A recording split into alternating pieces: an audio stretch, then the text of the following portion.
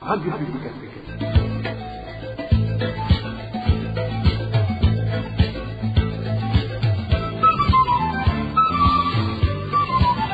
Radio Publique Africaine.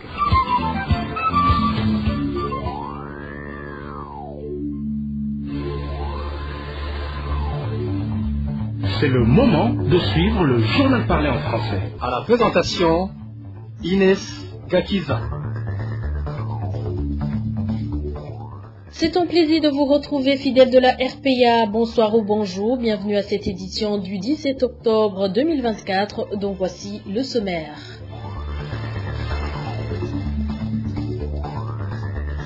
La détention illégale d'Emilienne Sibomana entache l'image du pays et de l'Église catholique du Burundi. Un médium proche de Rome dénonce la violation de la loi dans cette affaire. Un mois après la hausse du prix d'un kilo de sucre par la Sosumo, le ministère de tutelle vient de revoir ce prix. Il a été diminué de 2000 francs burundais. Dans ce journal, vous suivrez aussi les premières réactions des partis politiques après la publication du calendrier électoral. Le Frodebou et le Codebou dénoncent le programme sorti sans consultation avec les concernés. Voilà pour le sommaire.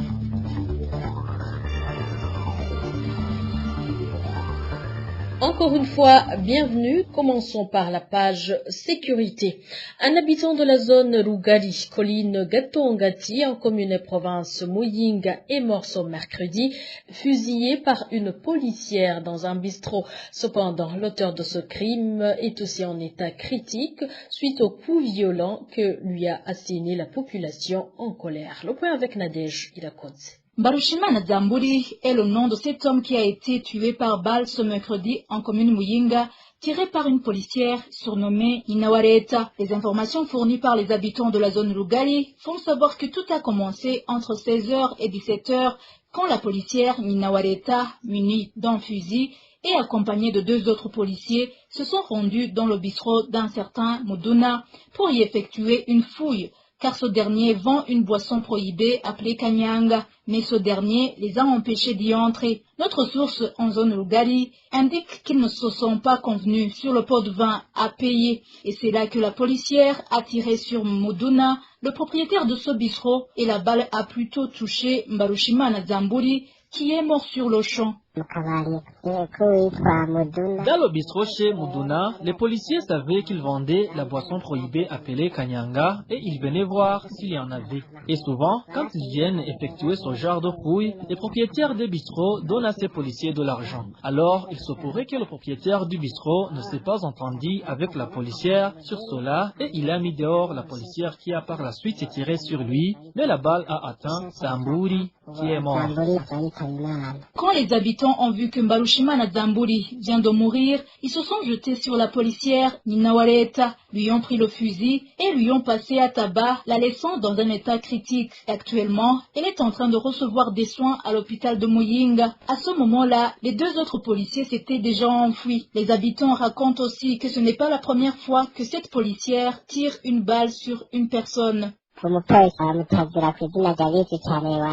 La policière surnommée aussi Wareta est dans un état critique. Elle se trouve à présent dans la réanimation à l'hôpital de Muyinga. La population l'a tabassée en utilisant son fusil car elle était seule. Les 2 autres policiers qui n'avaient pas de fusil avaient pris la fuite. Cette policière, Nina Wareta, était très connue dans la corruption. Elle rançonnait tout le monde. Nous vous faisons aussi savoir que cette policière avait également tiré une balle sur un autre homme qui est devenu infirme. Après que certains habitants ont signalé à la police de la zone Rugari d'intervenir, la police s'est rendue sur le lieu du crime et elle a passé à l'arrestation de certains habitants. Et toujours selon ces informations, les enquêtes sont en cours pour identifier les personnes qui ont tabassé cette policière. Merci Nadej Ilakodze, je viens de vous le dire dans les titres, l'image du Burundi et de l'église catholique burundaise éclaboussée dans l'affaire d'Emilienne Sibomana. Le journal La Croix internationale, proche de l'église catholique universelle, dénonce la violation flagrante des procédures dans cette affaire où l'église et l'État burundais sont visiblement tenus pour complices. Le journal s'appuie sur les faits dans cette affaire, mais aussi sur le plaidoyer des des organisations de défense des droits humains, dont Light for All. L'édité avec Josiane Mozaneza. Avec comme intitulé Burundi, une femme en prison après avoir accusé un prêtre d'abus sexuels, cet article sorti ce jeudi 17 octobre 2024 s'insurge contre l'injustice que continue de subir Dame Emilienne Sibomana, laquelle croupit toujours en prison plus de 3 mois après son acquittement par la cour d'appel de Gitega. Comme on peut le lire, le journal La Croix Internationale trouve anormale la légèreté de l'Église catholique burundaise dans le traitement de ce dossier. Comme mentionné dans cet article, un tel dossier dans lequel un prêtre est accusé d'abuser sexuellement certaines élèves dans son bureau ne devrait pas être bâclé en 3 jours seulement, comme cela fut le cas. En effet, selon les informations de la Croix Internationale, l'archevêque de Gitega a nommé le jour de l'arrestation d'Emilienne Sibomana 3 prêtres pour enquêter sur la véracité ou la fausseté des allégations portées à l'encontre du directeur du lycée. L'enquête s'est faite en 1 jour seulement, car dès le lendemain, les membres de cette commission ont rendu leur rapport à l'archevêque, lui demandant de décréter la clôture de l'enquête, ce que fut aussitôt l'archevêque, stipulant dans son décret ne pas avoir à engager un procès pénal contre le prêtre concerné. Un autre fait troublant mentionné dans le même article concerne le fait que la justice burundaise a reconnu Emilienne Sibomana coupable de dénonciation calomnieuse en première instance, en s'appuyant uniquement sur 3 rapports d'enquête menés par le diocèse, le ministère de l'Éducation et le procureur, des rapports établis sur la base des témoignages disculpant le prêtre, lesquels témoignages ont par ailleurs été rejetés par la cour d'appel de Gitega, qui les a jugés non valides et inopérants vu qu'ils avaient été recueillis auprès des personnes qui ne pouvaient pas donner librement leur témoignage en toute tranquillité et sincérité, de peur d'être maltraités, menacés ou de subir le même sort que Sibomana Emilienne, étant donné que le présumé violeur est toujours en fonction. Et le journal La Croix Internationale doit s'interroger sur le pourquoi le prêtre en question n'a fait objet d'aucune poursuite judiciaire comme stipulé par la cour d'appel de Gitega, qui trouve qu'il aurait d'abord fallu poursuivre le prêtre pour les faits dénoncés pour rétablir son innocence avant d'engager des poursuites contre Madame Sibomana. Contacté par la Croix Internationale, Bert Hans, responsable de la communication au sein de Light for All, une ONG qui promeut la justice sociale au Burundi et en Ouganda, a fait savoir que la détention d'Emilienne Sibomana après son acquittement n'a aucune base légale. Il n'a pas d'explication valable. Ce cadre de l'ONG Light for All dit également regretter l'inaction du diocèse de Gitega et de la commission pontificale pour la protection des mineurs dans ce dossier. Et pour cause, conclut le journal La Croix Internationale, malgré les messages envoyés à ces institutions religieuses si haut mentionnées, respectivement les 15 et 24 juillet de cette année, afin qu'elles intercèdent en faveur d'Emilienne et Sibomana, les deux sont restées muettes, et ce, malgré qu'elles affirment en avoir accusé réception. Et en politique, sans transition, la Commission électorale nationale indépendante CENI a ce mardi 15 octobre annoncé le calendrier des élections de 2025. Selon ce calendrier, les élections législatives et des conseillers communaux devront se tenir le 5 juin 2025. Les sénatoriales se tiendront le 23 juillet 2025. Les élections des chefs collinaires et des quartiers sont programmées pour le 25 août 2025. Ce calendrier est contesté par certains partis politiques. Dans un communiqué conjoint sorti par les partis Frodebo et Codebu, les deux partis indiquent que non seulement certains acteurs n'ont pas été consultés, mais aussi le temps n'est pas de nature à donner la chance à la création des coalitions. Je vous propose d'écouter Kefani Bidi, président du parti Codebu. Il parle ici au nom de ces deux partis politiques. Après avoir constaté le calendrier électoral tel que présenté par la CENI, les partis Sonia Frodebo et Codebu Regenda Daye ont fait une déclaration pour partager à l'intention du public international et international les avis et considérations concernant ce calendrier, notamment concernant le dépôt des candidatures pour les candidats députés et les candidats conseillers communaux, est prévu à partir du 9 décembre 2024 alors que la convocation des élections est également prévue au 7 décembre du même année. On rappelle que le code électoral prévoit que les partis politiques peuvent se constituer en coalition des partis politiques et ces dernières peuvent être formées dès qu'il y ait la convocation des électeurs. Partant, il devient donc impossible que les coalitions puissent se former dans 2 jours parce qu'elles n'ont que la période entre le 7 et le 9 décembre 2024, ce qui est pratiquement impossible. Une autre observation qu'on donne, c'est à propos des périodes de dépôt de ces candidatures qui sont respectivement de 10 jours et 15 jours pour les élections communales et pour les élections législatives, bien qu'il s'agisse du minimum prévu par la loi.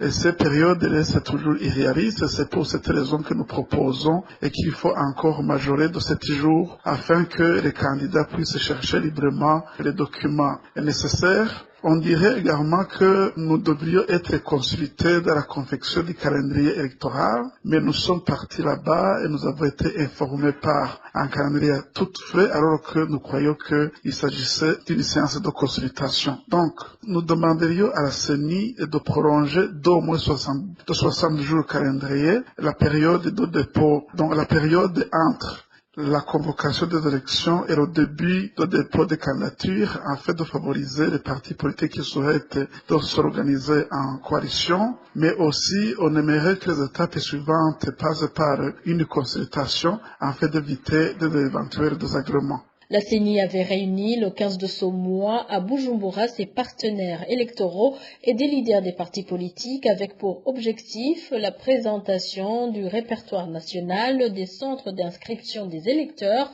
le calendrier électoral ainsi que les modalités d'enrôlement en vue de ces élections. Économie à présent, le ministère du Commerce vient de revoir à la baisse le prix du sucre produit par la Sosumo. Désormais, si le prix d'un kilo de cette denrée est fixé à 6 000 francs burundais, l'annonce a été faite l'avant-midi de ce jeudi dans un point de presse animé par Marie-Chantal Nidjumbele, ministre ayant le commerce dans ses attributions. Date du 8 août 2024, le gouvernement du Burundi a pris la mesure de libéralisation du commerce du sucre par ordonnance ministérielle conjointe numéro 750/540/223 du 8 août 2024 portant libéralisation du commerce du sucre afin de permettre tant aux producteurs qu'aux importateurs du sucre d'opérer sur un marché concurrentiel. Cette mesure vise d'une part à permettre à la Sosumo d'accroître ses investissements, de repenser à sa compétitivité et à l'innovation, et d'autre part à permettre aux opérateurs économiques d'importer le sucre afin de couvrir la demande nationale en sucre. De plus, cette mesure à terme permettra de réduire les spéculations autour de la commercialisation du sucre par la diversification en quantité suffisante du sucre produit ou importé et à des prix concurrentiels. Néanmoins, la Sosumo n'est pas la seule entreprise locale de production du sucre. La structure d'un kilo de sucre Sosumo est fixée en tenant compte du coût de production. Bien que les coûts de production industrielle et de commercialisation ne cessent d'augmenter en général au niveau national qu'international, le gouvernement du Burundi a déjà entrepris des mesures de réduire des droits de douane et de taxes sur le sucre afin de réduire l'impact lié à l'augmentation des coûts de production et d'importation du sucre. Dans la même lancée des efforts du gouvernement, le prix d'un kilo du sucre produit par Sosumo, tel qu'est fixé en date du 14 septembre 2024 par la Sosumo, est restructuré à 6 000 francs par kilo aux derniers consommateurs. L'administration locale en général, ainsi que les consommateurs en particulier du sucre Sosumo, sont appelés à dénoncer et à lutter contre toute forme de fraude ou de spéculation autour du sucre Sosumo, car le sucre de la Sosumo est destiné en priorité pour la consommation des ménages. La décision vient réviser celle prise par la Sosumo le 14 septembre 2024 qui fixait le prix d'un kilo de sucre à 8 000 francs burundais.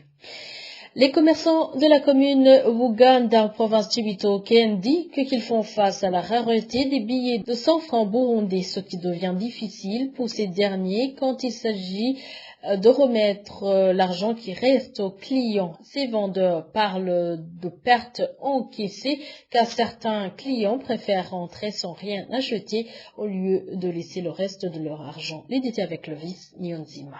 Les billets de 100 francs bout qui sont plus utilisés dans le commerce sont rares ces derniers jours, selon les commerçants de la commune de Buganda. Cette rareté de billets rend difficile le commerce, poursuit notre source. Ce manque de billets de 100 francs bout est carrément un problème car si un client achète une chose qui nécessite de lui remettre des 100 francs bout, nous les manquons et ce dernier part sans te payer et si 2, 3 ou 4 personnes répètent la même réaction, vous comprenez que ça devient une grosse perte.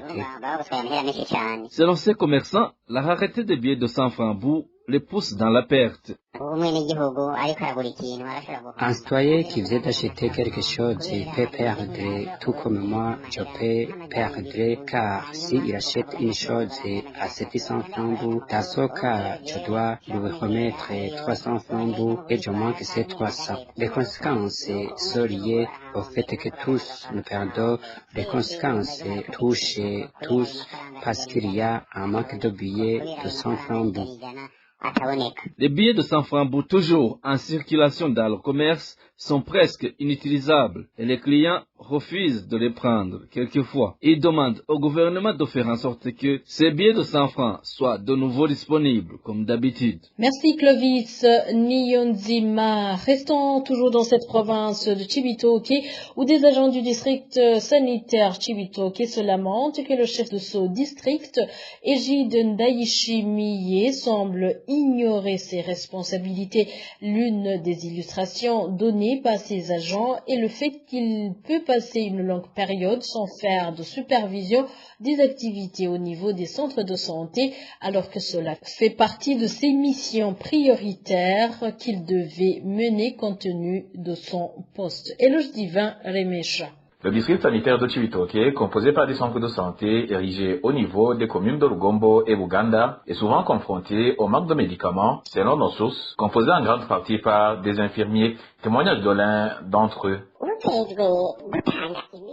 Le gestionnaire du district fait des commandes des médicaments nécessaires et envoie le bon de commande à Bujumbura. Ce bon de commande est signé à Bujumbura, mais quand le gestionnaire demande un véhicule de transport pour aller récupérer ses stocks de médicaments, il lui répond qu'il n'a pas de temps pour ça, alors qu'il fait des mouvements ici et là. Et nous, les infirmiers, quand on va réclamer ces médicaments au district, on nous répond qu'ils ne sont pas encore disponibles. Mis à part ce manque de médicaments négligé par le chef de district Egide Ndayishimiye, ce dernier est également accusé de ne pas se soucier de la santé des citoyens en ne leur cherchant pas à temps des cartes d'assurance maladie. Autre chose, nos sources se lamentent que la supervision des activités des centres de santé est très négligée par Egide Ndayishimiye. Au moment où les DPS amènent de Bujumbura les cartes d'assurance maladie pour tous les districts sanitaires, ce chef de district ne les récupère pas au bon moment pour que les citoyens puissent en bénéficier à temps. Ces cartes peuvent passer plusieurs mois au sein du DPS. Seul le chef de district a l'autorisation de les récupérer. Autre chose, on vient de passer actuellement 3 mois sans qu'il fasse des supervisions au niveau des centres de santé pour voir si les activités sont bien faites. La situation est vraiment déplorable. Ces agents du district sanitaire de Cibitoke continuent de demander l'intervention des supérieurs hiérarchiques d'Egide Ndayishimiye pour s'enquérir de la situation quant aux multiples accusations lui imputées. Entre autres accusations, mises à part la négligence de ces tâches, il y a aussi les problèmes d'arriérés, de salaires et primes, des détournements et mauvaise gestion financière, ainsi que la corruption et le clientélisme. C'est toujours le journal de la RPIA. Persistance du manque de courant électrique en commune Nyabikere et Mutumba, c'est dans la province Karusi. Les habitants de ces communes sont donc bloqués. Ils ne peuvent plus exercer aucune activité nécessitant du courant électrique. Walter Quizera.